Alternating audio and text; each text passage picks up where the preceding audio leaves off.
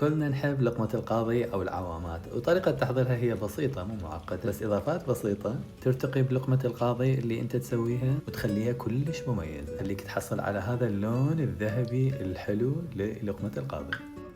أنا بمكان الطحين راح أستعمل لوف أبيض 1 كيس أو 175 جرام إذا أنت تحب توزن الأشياء. أقصقص الحواف، وهاي الحواف تقدرون تستفادون بها بغير وصفات. أخلي اللب بكاسة كبيرة وأبدي أفتفت اللب إلى أن يصير قطع ناعمة.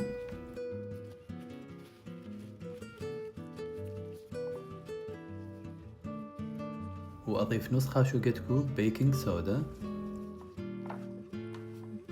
ونص كوب هافي كريم،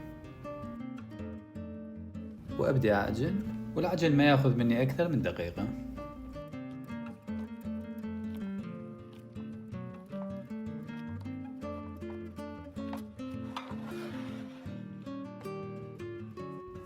وأبدي أكور العجينة على شكل كرات صغار أو دعابل صغار أو قلل،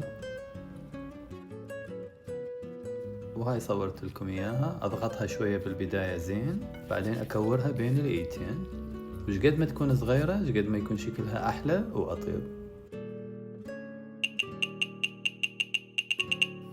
وهواية أكو وصفات للشيرة، بس هاي الوصفة أنا شفتها كلش مناسبة. 2 كوب شكر و3/4 كوب مي، وعلى نار ناصية أحركها بالويسك إلى أن الشكر كله يذوب. وفرشة أبللها شوية مي وأمسح الأطراف حتى لا ينحرق الشكر بالأطراف، وأظل أحرك إلى أن يبدي يغلي. بس تغلي الشيرة أخليها تغلي لمدة 1 دقيقة وأطفي النار، وأضيف حبتين هيل وشوية زعفران بمصفي صغير وأخليه بالشيرة، وأضيف شيف ليمون ونص خاشوقة كوب مي زهر أو مي ورد. وبزيت نباتي حار أبدي أنزل لقمة القاضي وحدة وحدة. أنا استعملت مقلة أو طاوة صغيرة حتى لا أبذر هواية زيت، أحب أقلي بالزيت مرة واحدة لأن قلي أكثر من مرة مو صحي. والقلي يطول 1 دقيقة إلى 1.5 دقيقة. شوف شلون تحصل هذه اللون الذهبي اللي هو كلش حلو وكلش طيب. وأتمنى تكمل الفيديو للأخير حتى أشوفك شلون أني أضيف الشيرة للقمة القاضي، وأكو إضافة جديدة تخلي لقمة القاضي مالتك كلش مميزة. وطبعا إذا حبيت الفيديو أتمنى تسوي لايك واشتراك بالقناة.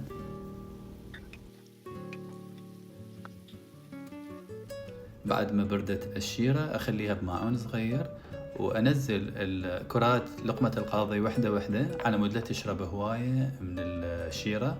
أحب الحلا مالتها يكون خفيفة وحتى تبقى محافظة على القرمشة من الخارج، بس من الداخل تكون كلش سوفت. أنزل وحدة وحدة، طبعا أنا ما مسوي كمية كلش كبيرة.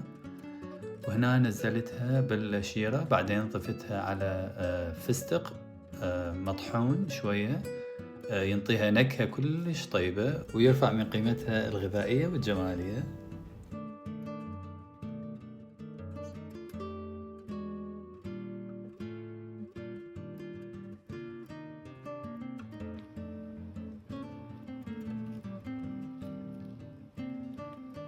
ولقمة القاضي صارت جاهزة، أتمنى تجربوها لأن طريقة كلش بسيطة ودائما تنجح وكلش طيبة.